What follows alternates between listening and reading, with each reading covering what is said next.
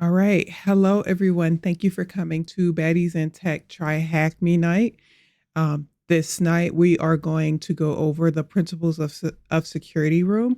This is a continuation of our introduction to pen testing room. We previously went over the pen testing fundamentals room in the last event. I just want to let everyone know that I am recording. I'm recording a VOD. However, I'm only recording my voice and the screen. I'm not recording anyone else's voice. And also, I will ask questions, but please do not feel like you need to answer or you need to chime in or jump in to say anything. It's totally fine. It's not awkward or strange or anything for me if no one answers the questions. And again, I am recording. I'm recording the VOD. There will be no one else's voice, just my voice and the screen. So we are on the junior penetration tester path. This is the principles of security room here, right here. This is where we are. I'll post the links in the cybersecurity channel afterwards. The principles of cybersecurity, it says learn the principles of information security that secures data and protects your systems from abuse. So, the introduction. The following room is going to outline some of the fundamental principles of information security, the frameworks used to protect data and systems to elements. Hold on. I think my screen might be a little too far, even though I'm zoomed in. Anyways, the frameworks used to protect data and systems to the elements of what exactly makes data secure. The measures, frameworks, and protocols discussed throughout this room all play a small part in defense in depth. Defense in depth is the use of multiple varied layers of security to an organization's systems and data in the hopes that multiple layers will provide redundancy in an organization's security perimeter. So I know we've probably heard of this terminology, defense in depth.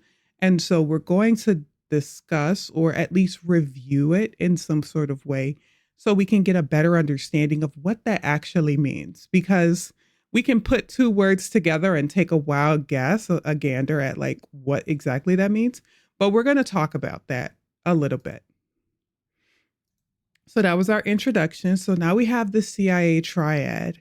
This is something we reviewed previously in a different room, and we went over it extensively talking about, what does the C stand for? Confidentiality, I, integrity, A, availability, and all of these are incredibly important in information security, and they assist you with securing your environment from a very different perspective.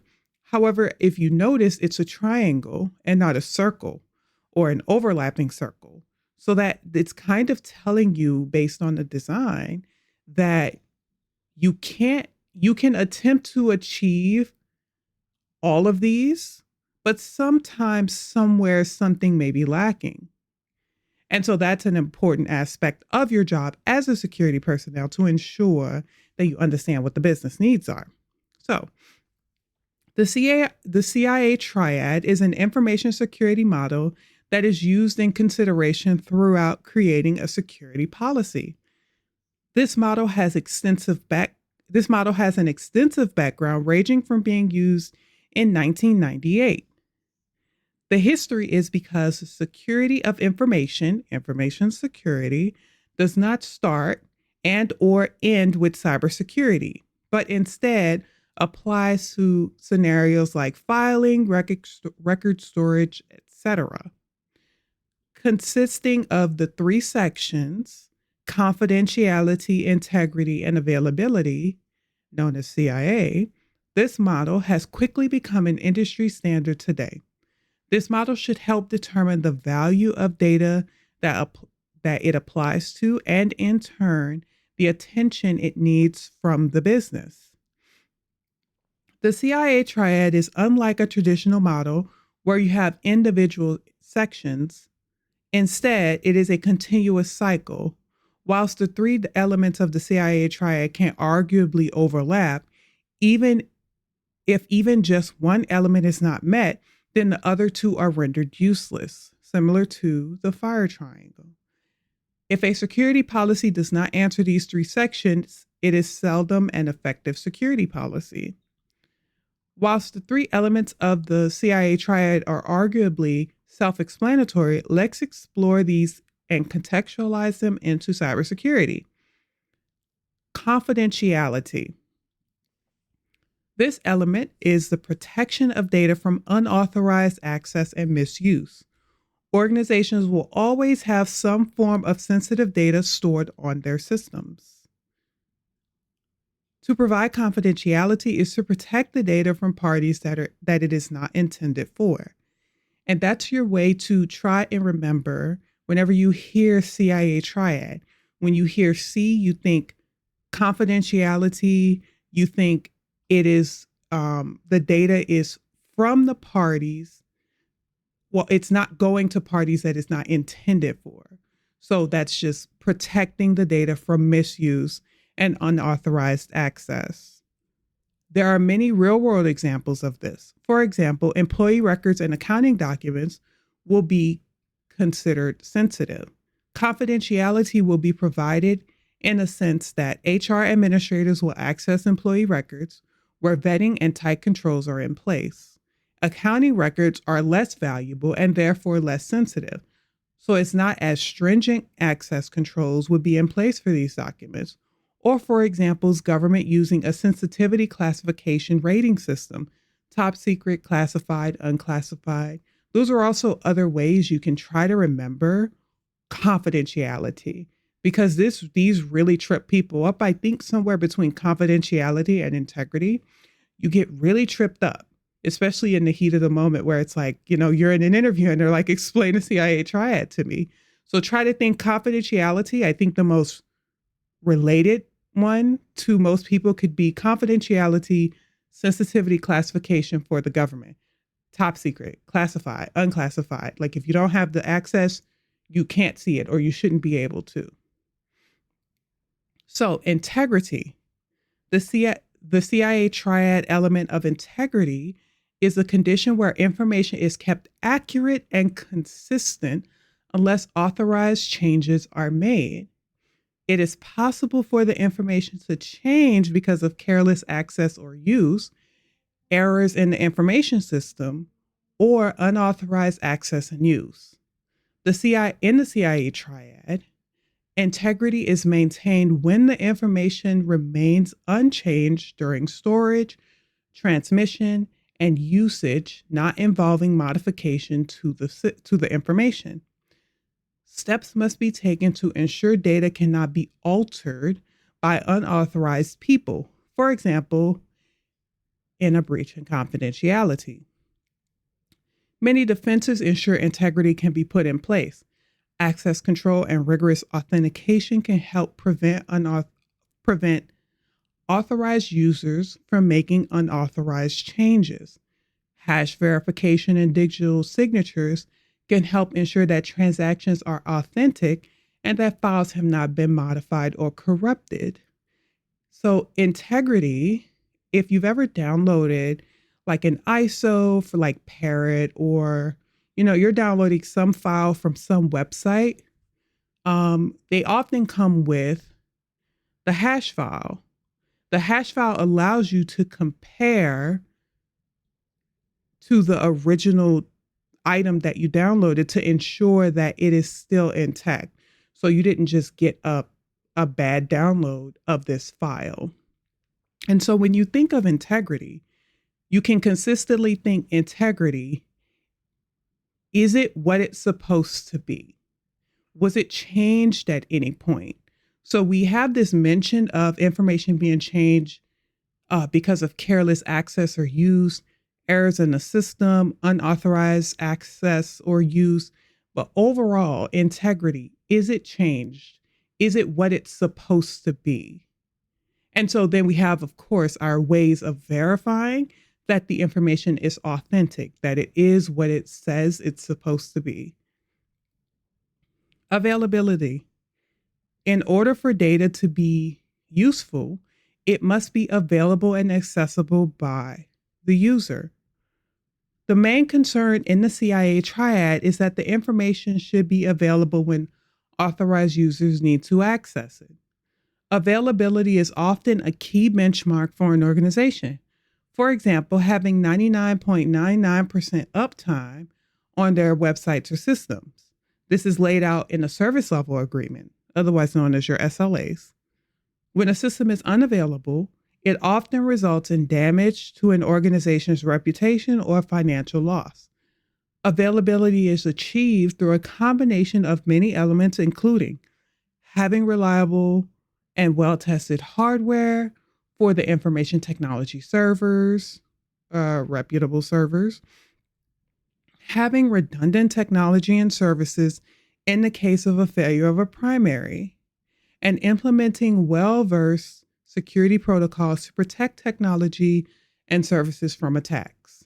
And this makes a lot of sense. Availability is probably the easiest to understand out of the CIA triad because as end users, we're consistently affected by availability. So if I have a website where I sell shoes and I'm being DDoSed, I'm suffering a financial loss, but that also means that I had a single point of failure possibly in my environment, or my environment was vulnerable to attacks of some sort. And so as a user of the internet, we can notice availability the most. So, what element of the CIA triad ensures that data cannot be altered by unauthorized people? This is our key word here, cannot be altered by unauthorized people. This is going to be confidentiality.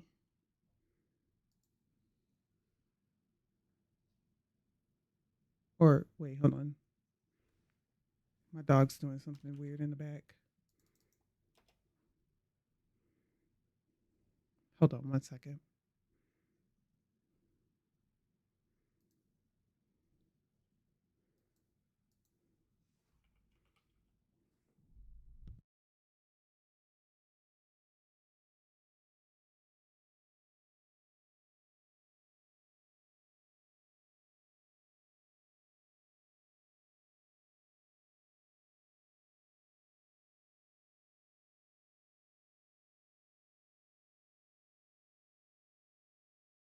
Okay.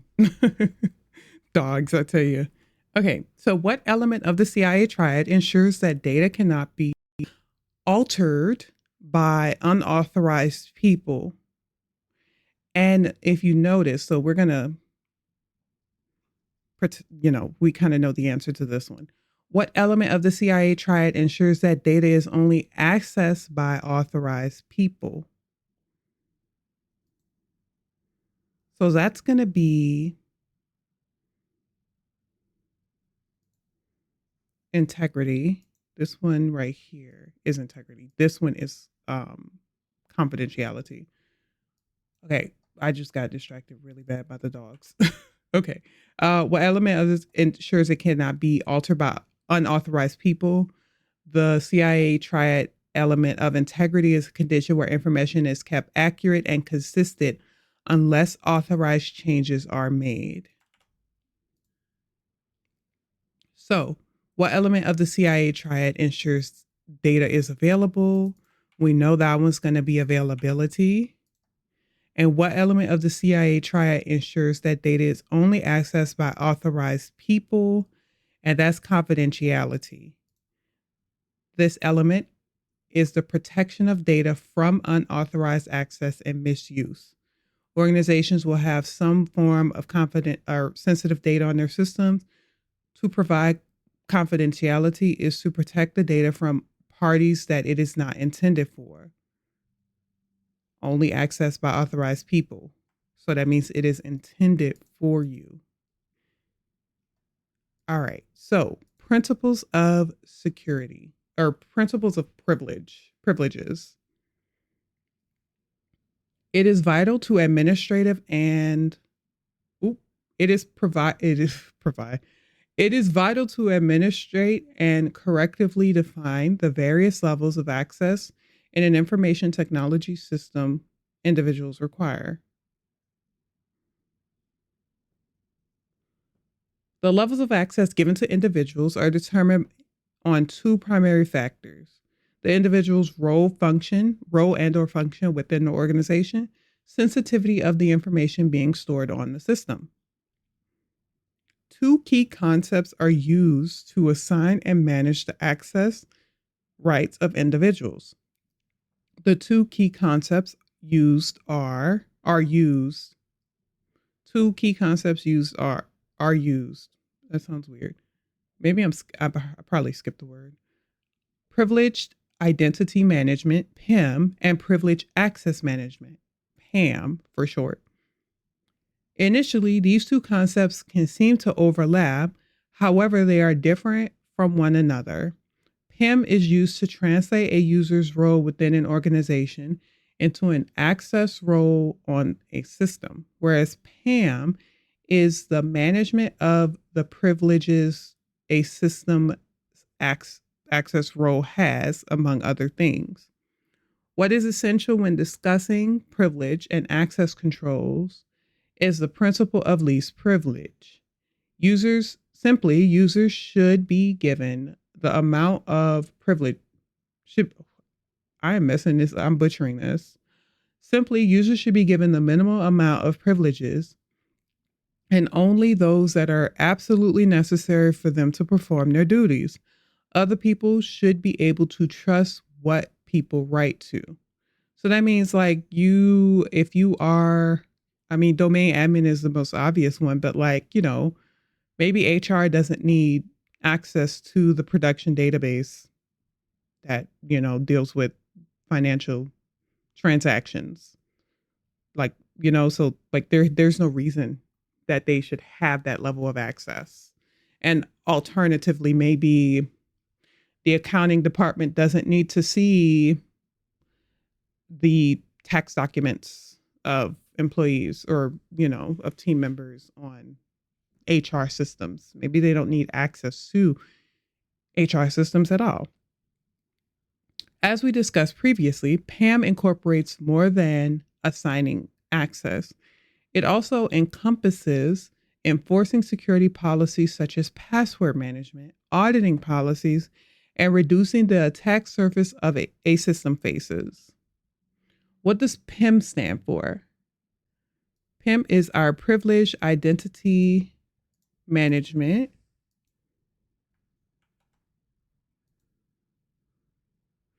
And what does PAM stand for? PAM is our Privileged Access Management. If you want to manage the privileges a system access role had, what methodology would you use? PAM is the management of the privileges a system's access role has, amongst other things. And if you want to create a system role that is based on a user's role and or responsibilities within an organization, what methodology is this? So our PIM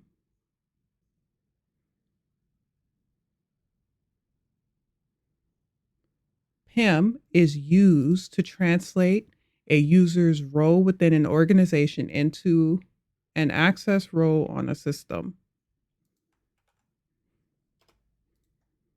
And you can kind of think about what the differences between those are if you think like in the way of like what they're used for, what PAM is used for versus what PIM is used for. So, security models continued. Before discussing security models further, hold on.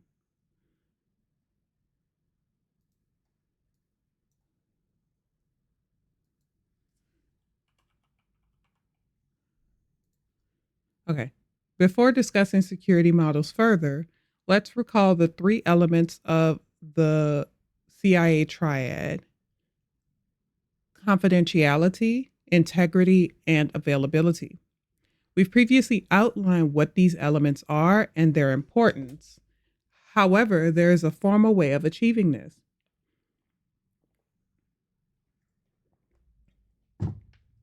According to a security model, any system or piece of technology storing information is called an information system, which is how we will reference systems and devices in this task.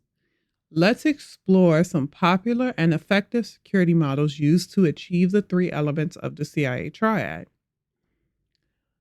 The Bell-LaPadula model. The Bell-LaPadula model is used to achieve confidentiality.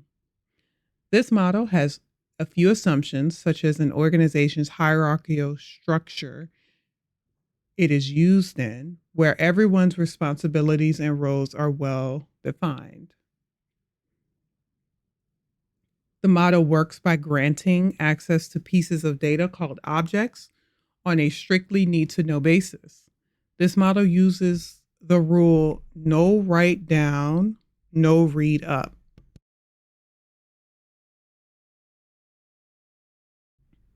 Some of the advantages of this model is that policies in this model can be replicated to real-life organizations, hierarchies, and vice versa. Simple to implement and understand, and has been proven to be successful. Some of the disadvantages: even though a user may not have access to an object, they will know about its existence. So it's not confidential in that aspect. And another disadvantage is the model relies on a large amount of trust within the organization. So here we have a good picture of our can't read up, no write down, no read up model.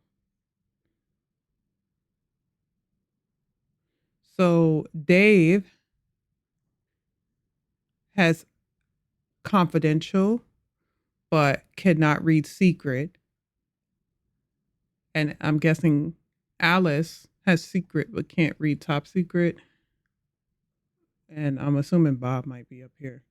Bob can read down to secret, and Alice can read down to confidentiality, or write down to confidentiality. I'm guessing that's what that's saying. Bob can read. Oh, it says read down. And it says read down and read up. I'm like, Bob can read down to secret from top secret. Alice can read down from secret to confidential. Dave can't read up from confidential to secret. And Alice can't read up from secret to top secret. Makes a lot of sense. The Bell-LaPadula model is popular within organizations such as governmental and military. This is because members of the organization are presumed to have already gone through the process called vetting. Vetting is a screening process where applicants' backgrounds are examined to establish the risks they pose to the organization. Therefore, applicants who are successfully vetted are assumed to be trustworthy, which is where this model fits in. BIBA model.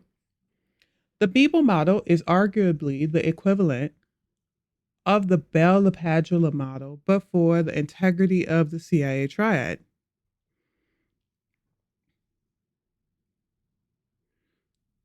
This model applies the rules to objects, data, and subjects, users, that can be summarized as a no write up, no read down.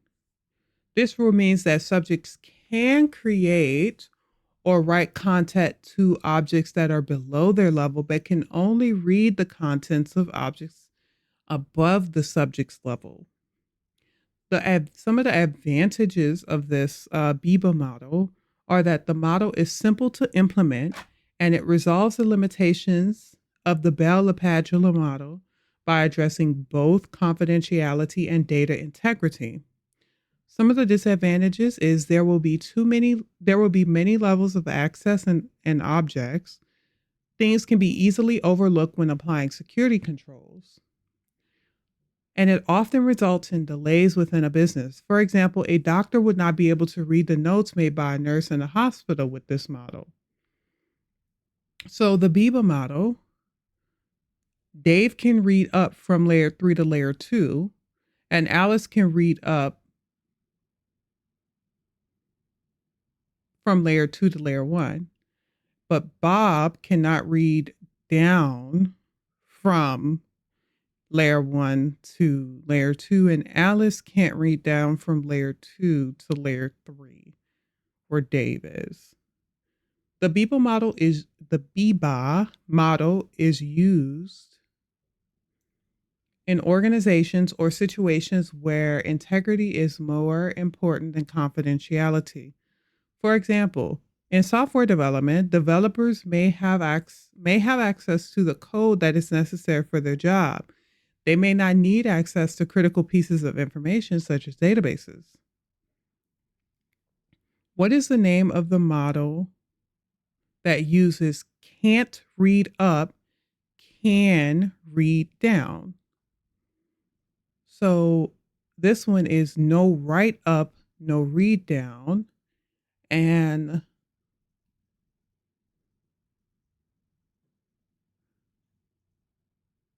the Bell LaPadula model is no write down, no read up. So that means that you can read down, but you can't read up. No read up. Bell LaPadula. Is that even right? I can't tell. Oh, it's not correct. It says it's not correct. Do they want like the full name? Like the Bell LaPadula model? Without, I don't know if they want these spaces. I saw they put LaPadula like that in one of the paragraphs. Okay. What is the name of the model that uses can read up, can't read down? Can read up, can't read down. That's going to be Biba. So I'm guessing they want the word the Biba model here. If you were a military, what security model would you use? That's going to be our Bell LaPadula, because this is you see we have in the picture here like confidentiality, secret, top secret. And we also talked about the fact that it's popular with organizations such as the military and government because these folks have gone through the vetting process, which means that they've gone through a background check to establish risk for the organizations and if they're trustworthy and fit within the model. If you are a software developer, what security model would the company perhaps use? That's going to be the Biba model, because a software developer may only need access to the code necessary for their job, but they might not need access to like a database because they're writing the code, which makes sense. So now we have threat modeling and incident response. Threat modeling, it's the extra L that got me. Threat modeling is the process of reviewing, improving, and testing the security protocols in place in an organization's information technology infrastructure and services. A critical stage of the threat modeling process is identifying likely threats an application or system may face, the vulnerabilities a system or application may be vulnerable to. The threat modeling process is very similar to a risk assessment made in workplaces for employees and customers. The principles all return to preparation, identification, mitigations, and review. And we got a cute little picture here. It is, however, a complex process that needs constant reviewing and discussion with a dedicated team. An effective threat model and effective threat model, not ineffective, includes threat intelligence, asset identification, mitigation capabilities, and risk assessment. To help with this, there are frameworks such as STRIDE, which stands for spoofing identity, tampering with data, repudiation threats, information disclosure, denial of service, and elevation of privileges, and PASTA,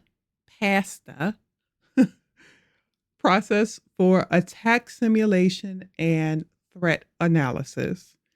InfoSec has never tasted so good. Stride and pasta. Let's detail Stride below. Stride, authored by Microsoft, authored by two Microsoft security researchers in 1999, is still very relevant today. Stride includes six main principles, which have been detailed in the table below. Spoofing. This principle requires you to authenticate requests and users accessing a system. Spoofing involves a malicious party falsely identifying itself as another. Access keys, such as API keys, application programming interface, or signatures via encryption, help remediate this threat. We've probably heard of spoofing quite a bit. I recently watched, I think it was like maybe a DEF CON talk on YouTube about them being able to spoof email addresses, but it was like a super high technical way using this one email provider. I can't remember the exact details, but essentially the guy was in the trenches fighting for his life, trying to show this vendor like, hey, we can prove that, like, he used boston.gov to be able to send himself an email, and it was actually spoofing the boston.gov email domain. It was really, really, I'll try to post the link to it if I can find it in the chat. It was a really good talk. And he went back and forth with the company, but that was really an interesting talk about spoofing, because if, scammers get a little more sophisticated, that would be not great. Tampering. By providing anti-tampering measures on a system or application, you help provide integrity to the data. Data that is accessed must be kept integral and accurate. For example, shops use seals on food products. It's a great example of tampering. Anti-tampering devices on medication and like jars of sauce. If it tells you, like, if this is popped, don't use it. If you purchase it from the store and it was popped versus like you got home, opened it, and stuck it in the fridge. Repudiation. This principle dictates the use of services such as logging of activity for a system or application to track. Self-explanatory in a way. Information disclosure. Applications or services that handle information of multiple users need to be appropriately configured to show only information relevant to the owner is shown. We looked over this in our OWASP top 10. We discussed information disclosure, but from a different aspect. Denial of service. Applications and services use up system resources. These two things should have measures in place so that abuse of the application and or service won't result in bringing the whole system down. We did go over a denial of service. We discussed, what happens in a DDoS. I think we might have had like a little lab or something like that too. And that's super important, ensuring that you have enough resources, or, you're using multiple, your resources aren't all in the same place. Elevation of privilege. This is the worst case scenario for an application or service. It means that a user was able to escalate their authorization to that of a higher level, an administrator. This scenario often leads to further exploitation of information disclosure. In a breach of security, a breach of security is known as an incident. And despite all rigorous threat models and secure systems design, incidents do happen. Actions taken to resolve and remediate the threat are known as incident response (IR), and there are a whole and they and are a whole career path in cybersecurity. Incidents are classified using a rating and of urgency and impact. Urgency will be determined by the type of attack faced, where the impact will be determined by the affected system and what that impact has on business operations. So we have our picture here, and you can see our impact and urgency just based on like if the impact is low, but the urgency is high, they would classify it as a 3 versus a medium impact and a medium urgency, or a high impact medium urgency is a SEV2 or a classification of 2. An incident is responded to by a computer security incident response team. CSIRT. We have that team at my job, and honestly, I don't even know how they pronounce the CSIRT. I think it's CSIRT. CSIRT, which is prearranged group of employees with technical knowledge about the systems and or current incident. To successfully solve an incident, these steps are often referred to as the 6 phases of incident response that take place listed in the table below. So, preparation. Do we have the resources and plans in place to deal with this security incident? Identification. Has the threat and the threat actor been correctly identified in order for us to respond? Containment. Can the threat and or security incident be contained to prevent other systems or users from being impacted? Eradication. Remove the threat. Remove the active threat. Recovery. Perform a full review of the impacted systems to return to business as usual operations. Lessons learned. What can be learned from this incident? If it was due to a phishing email, employees should be trained better to detect phishing emails. So that's our computer security incident response. This is our 6 phases of incident response. Each phase, if you kind of think about what stage you're at, so if someone's asking you a question related to this, you just think about what stage you're at and what you're doing. Like, are they asking you something about has the threat been contained, or do you know if you can contain the threat and stuff like that? Or like you're going over your 5 whys, like what part of the process is the 5 whys? So, what model outlines spoofing?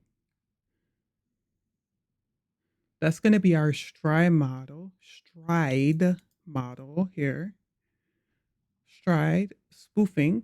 This principle requires you to authenticate requests and users accessing the system. Spoofing involves a malicious party falsely identifying itself as another. What does the acronym IR stand for? That is going to be incident response. IR is otherwise known as incident response. You are tasked with adding some measures to an application to improve the integrity of data.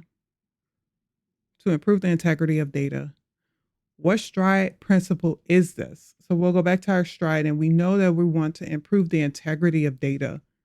That's going to be anti-tampering by providing, or tampering, By providing anti-tampering measures to a system or application, you help provide integrity to the data. Data that is accessed must be kept integral and accurate. Because if you think about what all these other ones do, even if you can't remember this one right here, repudiation is logging. You can kind of think, okay, well, denial of service doesn't really have anything to do with integrity of the data. Information disclosure, not really integrity happening there. Escalation of privileges, definitely not. Has anything to do directly with integrity, integral data, integral data. And spoofing will be a great option, except spoofing is just like it's just authenticating requests. Spoofing is a great word for here, but spoofing, not integrity. Tampering. And then an attacker has penetrated your organization's security and stolen data. It is your task to return the organization to business as usual. What incident response stage is this? So we want to return to business as usual. And that's going to be our recovery stage. But even if we didn't know that it was the recovery stage, even if we were trying to think, we know that it has to come after all of these other stages, especially after eradication, specifically.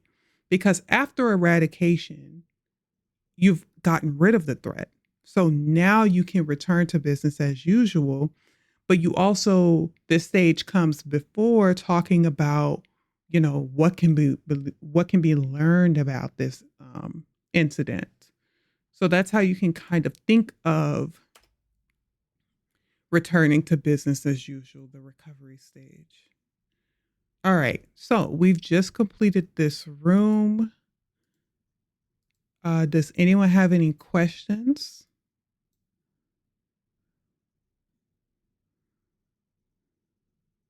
All right.